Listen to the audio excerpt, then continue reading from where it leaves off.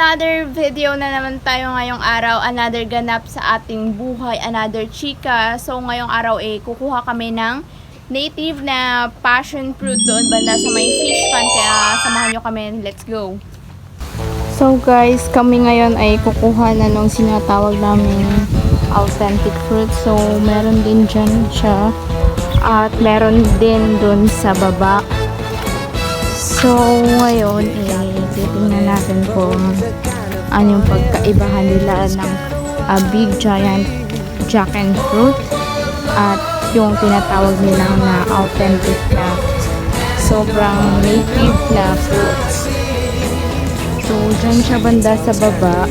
So kami ngayon ay pababa at kukuha kami. Tingnan natin kung meron pa bang laman yung or meron pa bang bunga yung tinatawag nilang jack and fruit. So andito na nga kami sa may baba at i-check namin kung meron pa bang bunga or naubos na ng piece or ng ibon. So ayan na nga siya guys. So ayan siya, yung kita nyo yung mga green na circle. So ayan, so i-check natin ngayon kung meron pa siyang bunga. So andito pa, sobrang dami. So ayan, oh my, ang daming mushroom. So hindi ko alam kung totoong mushroom yan or yung isang mushroom na hindi nakakain. So eto siya guys. So eto is medyo hilaw pa. Ayan. At maghahanap tayo dito na luto. Shut up, sis. So parang wala nang luto. So ayan, sobrang dami. So parang naunahan na nga kami ng ibon kasi favorite din ito ng mga ibon dito. So ayan, merong luto pero wala nang laman. So ayan, wala talagang laman. Parang naunahan na ata kami ng ibon.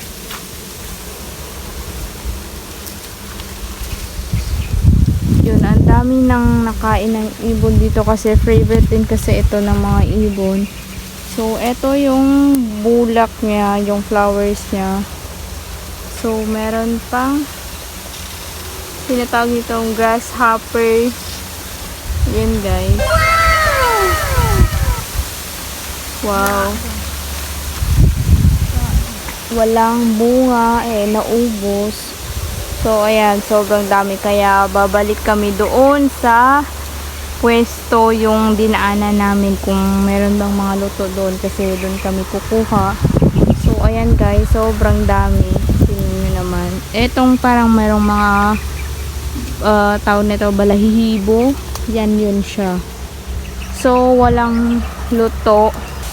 So ayan, ang daming mushroom guys kung titingnan nyo. Sobrang daming mushroom pero hindi ko alam kung nakakain din siya o hindi kasi ang dami kasing uri ng mushroom na hindi nakakain. At ayan, sobrang dami talaga. So hindi ko alam kung nakakain yan siya or ano. So ayan guys, sobrang dami. So ayan, kung makikita nyo, ganyan yung kanyang bunga. So try natin kumuha ng isa. Ipa-check ko sa inyo kung ano yung laman. So ayan yung laman niya guys. So ayan, para din siyang passion fruit pero ito medyo hindi talaga nakain kasi sobrang hilaw. Kaya babalik kami doon sa aming dinaanan kasi sobrang dami doon. So ipapakita lang namin sa inyo kung ano yung kanyang hitsura at yung kanyang laman at kakainin namin at tuturuin namin kung ano yung kanyang lasa. So samahan nyo naman kami maglakbay dito sa jungle. So ayan, ang dami namin tanamin. So babalik kami doon. Nahihirapan ako kasi medyo palugsong yung aming dinaanan. So andito na kami at malapit na kami. So, eto guys, eto yung fish pond namin na wala nang laman. So, ngayon, kukuha kami ng tinatawag nila dragon fruit. Kasi dito, parang madaming laman. At eto yung aming fish pond na walang laman. So, eto yung aking kapatid. Tingnan nyo guys, sobrang dami. So, eto, meron akong nakitang yellow. Wow. Ayan siya guys. Super yellow. So, ayan. Eto siya. So, kukuha kami ng mga 20 pieces. So, ayan siya guys. Wow. Kung di ba? It's so meron pa siyang mga balahibo kasi wala masyadong luto kasi naubos na ng ibon. So, ayan yung aking kapatid. Kumukuha siya at naghahanap siya kung meron luto kasi sobrang favorite kasi ito ng ibon. At ayan, para din siyang julen or yung maliit na para din lang siyang laruan. So, ayan, sobrang dami wala ng laman guys. Ang daming luto pero wala nang laman kasi naubos na nga ng ibon. So, ito yung aming fish pond na wala na rin laman. So, sobrang tagal ng panahon. So, wala talagang So, ito lang yung available. It's 4 pieces. Thick na just ito lang yung aking nakuha. 5 pieces. So guys, kami ay uuwi na kasi nga ito lang yung amin nakuha at just like 5 pieces lang. Hello guys! So ngayon nakauwi na ako at dito ko na kinain yung nakuha natin pinaka most authentic fruit sa ating kagubatan. So kung maririnig nyo ang dami talagang ibon dito sa taas ng bahay.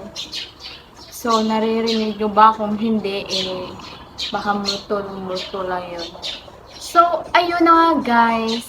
Sobrang ingay talaga ng ibon. Ayun. Ang dami kasi nilang bahay sa taas. So, eto na nga yung ating nakuhang small na tinatawag nilang samparuda or just like a super authentic fruit in the jungle of the Philippines. So, eto yun siya guys. Kung makikita nyo, ayan. Para clear. So, ayan. Para siyang yung may nare-remember ako nito yung sa movie na meron yung parang rat. Basta, ewan ko ba. So, ayun, itatry na natin eto. So, super yellow niya talaga. So, ating itatry. Oh, lumupok. So, ayun na nga siya guys. Eto. So, tingnan nyo. Parang siyang sobrang tamis. So, eto lang yung nakuha ko guys. For 5 pieces lang talaga. So, iba't ibang color. So, dalawang yellow at dalawang orange at isang green. So, titikman natin to lahat kung ano yung pagkakaiba nila. What? So, eto yun siya yung tinatawag nilang parang passion fruit. So, eto siya guys. Eto. Wow naman! So, eto yung kanyang laman. So, ayan. So, same lang din naman sa passion fruit. Pero yung pagkakaibahan nila is, so, eto na sobrang tamis talaga. Oh my God! Sobrang tamis talaga. Para siyang tastes like a little bit passion fruit, pero yung passion fruit kasi sobrang asim. So eto siya, sobrang tamis guys, 101%, sobrang tamis.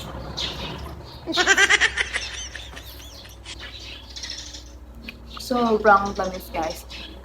Para siyang melon na may halong, tastes like a melon na merong kaunting small taste ng passion fruit, just like a 3% like that.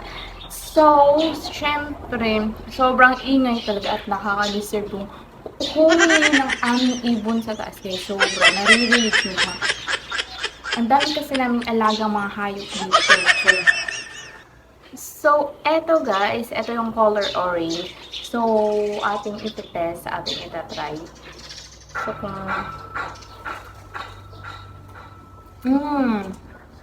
So, ayun, lumipad na yung mga ibon sa likod ko. So, sobrang tamis niya. So, guys, pasensya na talaga kayo sa aking background kasi sobrang ingay na ingay.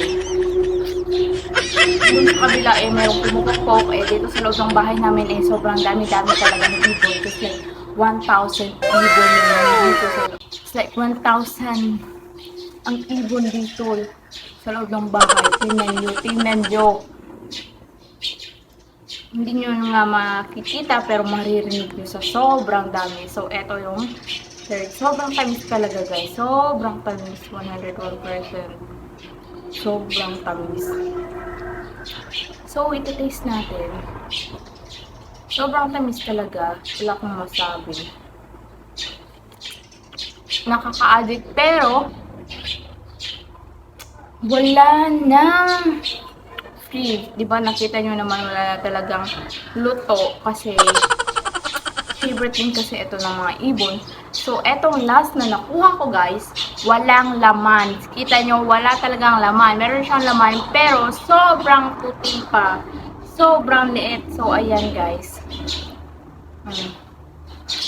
So, ayan. O, tingnan nyo. Sobrang liit talaga. So, failed siya, hindi siya makakain kasi sobrang din hindi ko alam kung anong tawag sa Tagalog. Basta yung bata pa siya ba, yung hindi ko siya nakakain talaga. Kung sa Bisaya, linghod ba? Linghod. So, eto siya. So, ayun na guys. Tapos na tayo sa ating authentic fruit. Pinakita ko na sa inyo kung ano yung mga authentic fruit na pwede natin kainin dito sa ating kagubatan na very safe at sobrang tamis. At pasensya na talaga kayo sa sobrang ingay ng aming ibon dito sa loob ng bahay. So, ayun lang guys. And don't forget to subscribe and click the notification down below at para palagi kayong updated sa ating kalokohan araw-araw. So, yun lang guys. And thank you so much for watching.